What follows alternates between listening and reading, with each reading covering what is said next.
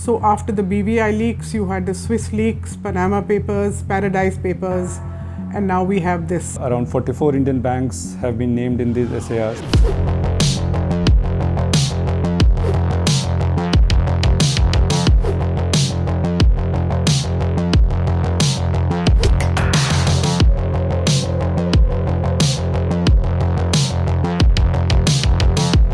So the FinCEN Files, which launched today, are part of a series of investigations we have done along with the International Consortium of Investigative Journalists since 2013. I have done a story in which number of big Indian companies, their transactions have been red flagged by FinCEN, and this was because of number of these companies were being investigated by Indian agencies. What this project is all about is secret financial transactions and banking secrets.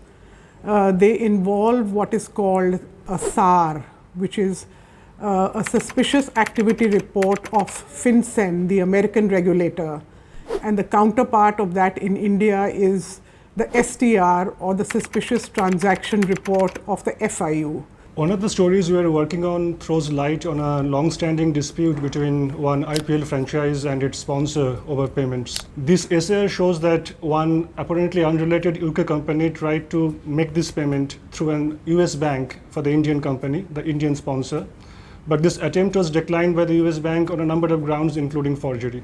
Among several stories that are there, one is on a steel magnate in India that we were working on, and we see money getting transferred from Indian jurisdiction to other jurisdictions, and then money was coming back. I mean, the SARs have been raised basically because in a close period of time, you see multiple transactions are happening, and in many cases these banks have flagged that they don't know what the transactions have been for, and money going out and then coming back to his company through other companies. I mean, it seemed, as the SAR points, it seemed that there was no clarity on what the transactions were for. I mean, they could not figure out the end, what was the real purpose of the transaction. I have done another story on an art dealer, art smuggler, who has been selling Indian antiquities in all over world, mostly US and UK.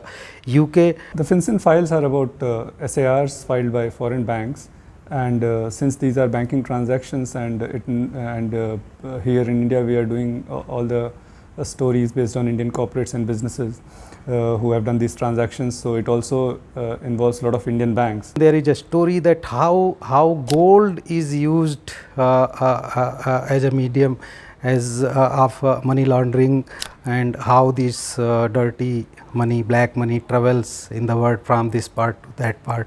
This will open another layer of, say, transparency. I mean, maybe Indian banks will be pushed for more due diligence because their network is also being utilized for transacting. These are obviously bank-to-bank transactions, but then where the money is getting utilized is the real question, and which is what FinCEN Files is about.